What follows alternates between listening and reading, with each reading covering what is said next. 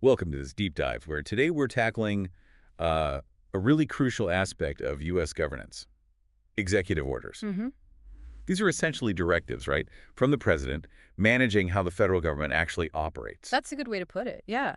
Think of them as the president guiding how laws get enforced, how policies get implemented day to day. Which, well, as you can imagine, has a huge impact. Absolutely. And the power for this, it's not spelled out word for word, but it stems from Article 2 of the Constitution. Okay, Article 2. Yeah, that grants the president the executive power and the duty to, take care that the laws be faithfully executed. So managing the executive branch. Exactly. Plus, Congress can also delegate specific powers through legislation, which adds another layer of legitimacy to these orders. It's fascinating how long this has been going on. This isn't some modern invention, is it? Not at all. Far from it. Actually, every single U.S. president since George Washington has issued what we now recognize as executive orders. Well, except for one. Ooh. Who is the exception? William Henry Harrison. But he was only in office for about a month, so. Okay, that makes sense. So a continuous practice, A basically. very long and continuous history, yeah. These directives have been shaving things for centuries. And the sheer number. We're talking in thousands over the years. We are. It's pretty staggering when you look at it. Franklin D. Roosevelt, FDR, holds the record. He issued, get this, 3,721 executive orders. Wow, 3,721. Yeah.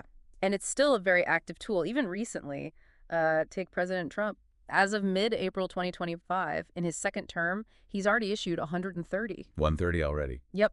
And what's really striking is in the first 86 days of this second term, he issued 124. That actually beat FDR's pace for his first 100 days. That's incredible. It really underscores how significant these still are. Definitely puts it into perspective. Okay, so our mission for this deep dive then is to really get a handle on what executive orders are, trace that history you mentioned, and understand their impact. Let's start with that history. It wasn't always this formal system we have now. No, not at all. Early on, they were quite informal. Take Washington's very first one in 1789. It was basically just a memo asking his department heads for a rundown of what was going on in their areas. More like internal management. Exactly. Just keeping tabs, No fancy numbering or official publication process back then. But even back then, these directives could be really significant, couldn't they? Oh, absolutely. I mean, think about probably the most famous early example, Lincoln's Emancipation Proclamation in 1862. Right.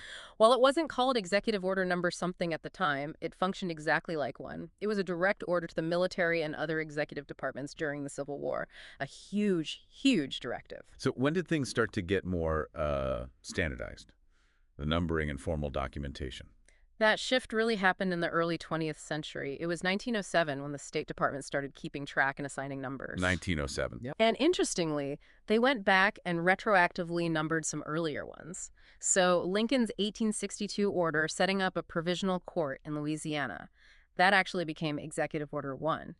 So that's where EO number 1 comes from. It seems like it, yeah. Yeah. And the term executive order itself might have really caught on from that specific document. Now, we know these orders aren't immune to challenge. There have been cases where their authority was questioned. That Truman Steel Mill case always comes up. Yes. Youngstown Sheet and Tube Company v. Sawyer. That was 1952. A landmark case, really. What happened there exactly? Well, President Truman issued an executive order, EO 10340, to seize control of the nation's steel mills during the Korean War, citing national security. Okay. But the Supreme Court struck it down. They basically said Truman was trying to make law, not just execute existing law or constitutional powers. Congress hadn't authorized it. So he overstepped his authority. That was the court's finding. It was a major check on presidential power, reinforcing that EOs need a solid basis in the Constitution or an act of Congress. And after that, presidents generally started being much more careful about citing the specific legal authority for their orders. It really drives home that point. Yeah. Executive power isn't unlimited, even with these orders. Precisely. It operates within a system of checks and balances.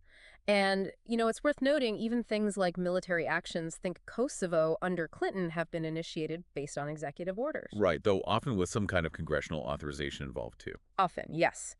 But the precise extent of the president's independent power, especially regarding military force, that's still a live constitutional debate. The range of things these orders cover is just amazing when you look back. It's not always these huge, dramatic policy shifts. Not at all. They've been used for everything from, declaring national days of mourning Yeah. to profoundly controversial actions like the internment of Japanese Americans during World War II. That was Executive Order 9066. A very dark chapter. Indeed. And FDR, going back to him during the Great Depression and WWII, used them extensively, declaring a bank holiday. That was EO 6102. I remember learning about that. Yeah, or creating major bodies like the Export-Import Bank EO 6581 or the National Labor Relations Board EO 6763. So, often used in times of crisis. It seems that way. Crises often seem to prompt more executive action, perhaps because speed is seen as essential. And we've seen controversies more recently, too, right? I seem to remember something about presidential papers under George W. Bush. Yes, that was Executive Order 13233 back in 2001. It put new restrictions on public access to the papers of former presidents. And that caused a stir. It did.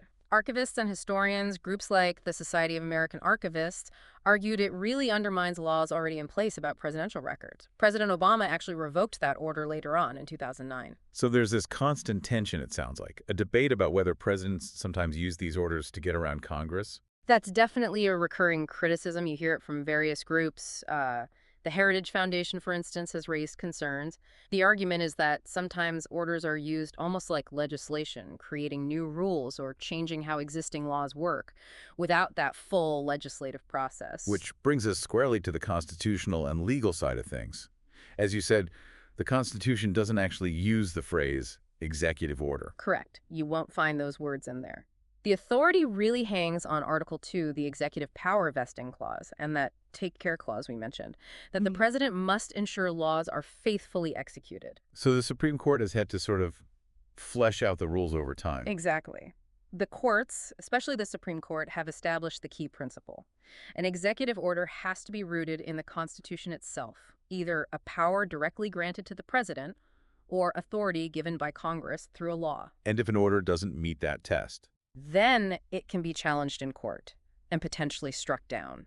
We've seen that happen when courts decide an order goes beyond the president's authority, or maybe deals with something that really ought to be handled by Congress through legislation. Okay, so let's walk through the process. An idea for an order surfaces, Right. maybe in an agency. Then what? Right. Often an agency might draft a proposal, or the White House staff. It goes up the chain, and if the president decides to issue it, they sign it. And then it becomes official. Almost. It then goes to the Office of the Federal Register. They give it that sequential number we talked about, EO 14 something something these days. Right. And then, critically, it gets published in the Federal Register, which is the daily journal of the federal government. Eventually, it's also compiled into Title III of the Code of Federal Regulations, so it's documented and public. And how long do these things last? Are they permanent once issued? Not necessarily. They stay in effect until one of a few things happens. The president who issued it, or a later president, can cancel or revoke it. Okay, so a new president can undo the previous one's orders. Absolutely, and that happens quite often, especially with changes in administration. Or, as we discussed, a court could rule it unlawful. Or sometimes the order itself might just have an expiration date built into its terms. So there are checks. It's not just the president acting alone. Congress can push back too. Yes, Congress holds the power of the purse and the power to legislate.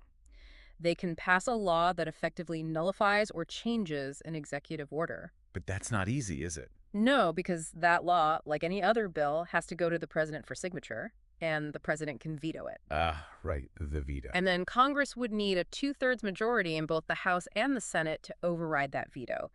That's a very high bar to clear, especially in today's political climate. We've definitely seen some high-profile court battles over these recently. The travel ban under President Trump comes to mind. That's a perfect example. That order, aimed at restricting entry from several countries, faced immediate legal challenges. Lower courts initially blocked parts of it. Right, I remember that. But eventually, after revisions, a version of it made its way to the Supreme Court, which ultimately upheld it, finding it within the president's statutory and constitutional authority regarding immigration and national security. But it showed the whole process: issuance, legal challenge, judicial review. And there's another tricky area, too.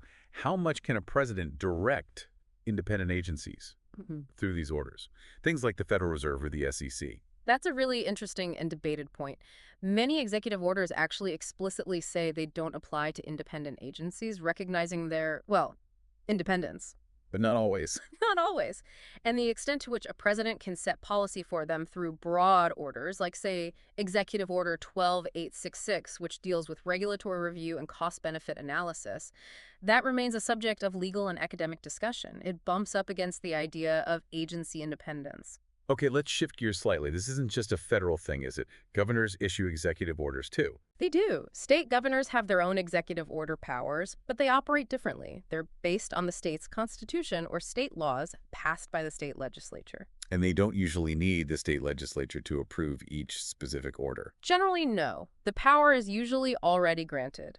So a governor might use an order to, say, implement budget cuts if state revenues fall short and the legislature isn't in session. Or maybe during an emergency, like a natural disaster. Exactly. Declaring a state of emergency, mobilizing the National Guard, restricting water use during a drought, those are common uses for state-level executive orders. They allow for quicker action within the scope of the governor's existing authority. Okay, that makes sense. And then there's one more term we sometimes hear. Presidential proclamations. Yeah. How are they different from executive orders? People sometimes mix them up. Yeah, they can seem similar because both are presidential directives and can carry the force of law, but they generally have different purposes and audiences. Oh, so Well, one expert, Philip Cooper, described proclamations as typically stating a condition, declaring something requires obedience, recognizing an event, or maybe triggering a law that's already on the books. okay. So think about things like declaring a national monument or Thanksgiving Day, or maybe formally stating that a certain condition exists which activates provisions in a trade law. They often have specific statutory authorization from Congress behind them. And the audience is different, you said. Generally, yes. Executive orders are usually directed inward, towards the government itself telling agencies what to do. Proclamations are often directed outward, towards the public or the world, announcing something. So EOs manage the government. Proclamations announce things to everyone else, roughly speaking. That's a pretty good rule of thumb, yeah. Hmm.